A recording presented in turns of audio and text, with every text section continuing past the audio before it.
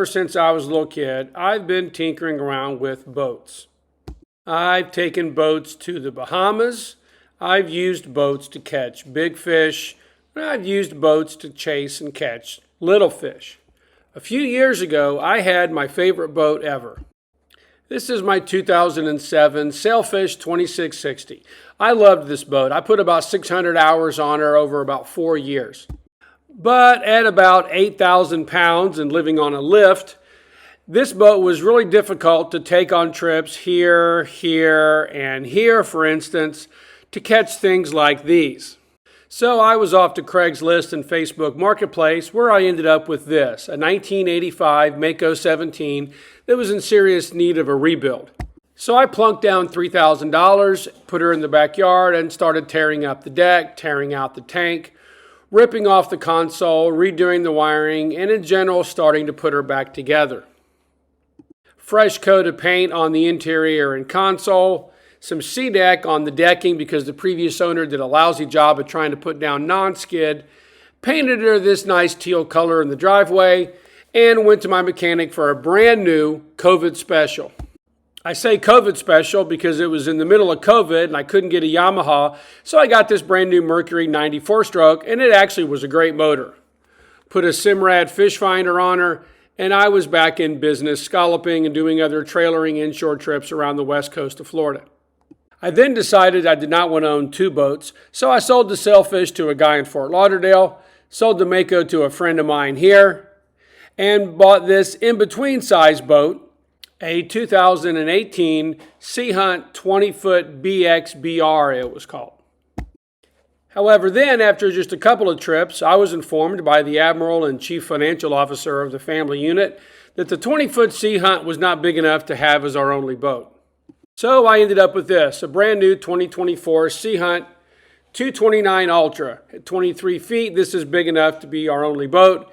However, she's still big enough, she lives on a lift, and I don't like trailering around, so I still needed to get back in the business of having an inshore scalloping boat, so it was time to go back to Facebook Marketplace.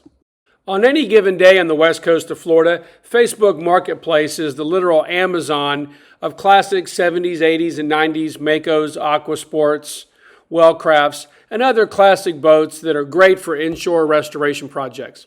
After a few weeks of searching, I found myself in an empty field near Kissimmee, Florida, talking to a bunch of guys named Carlos about this 1995 Aquasport 175.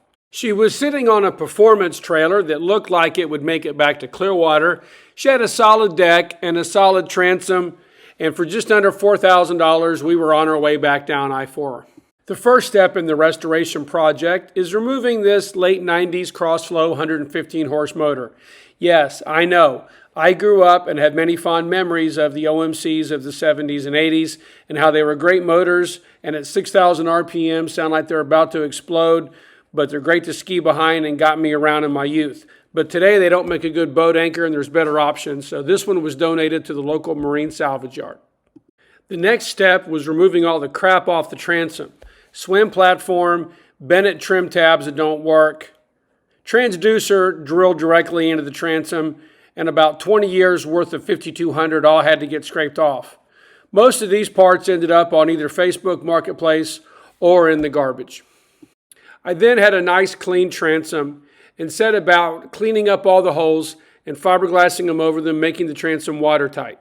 Watch for a future video on easy transom fiberglass repair like this. At this point, you next tackle the wiring. One of the biggest mistakes you can do is to waste time chasing 40 years of other backyard mechanics' version of how to wire things up. The easiest thing to do is to rip everything out and start from scratch. Here's a picture of pretty much all of the old wiring torn out. NewWireMarine.com has a great panel building website.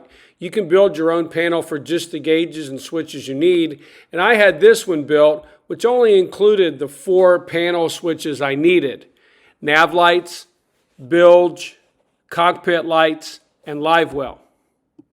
I then replaced the 2 batteries along with the new battery switch, and actually after cleaning it up, the original Aquasport fuse panel was in pretty good shape. so I reused it to just hook up the 4 switches that I needed power.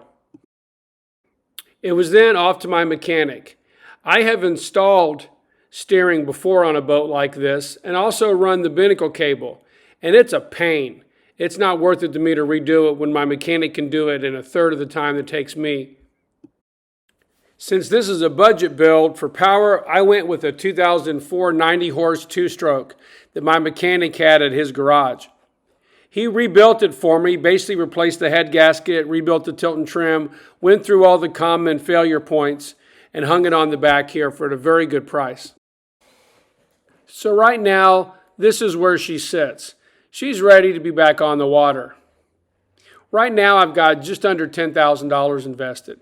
Just under $4,000 for the hull, maybe $500–600 in miscellaneous parts and wiring, about $2,700 for the motor, and about another $4,500 for all of the work that went into the steering and the binnacle and getting the cushions redone. She still needs a lot of work.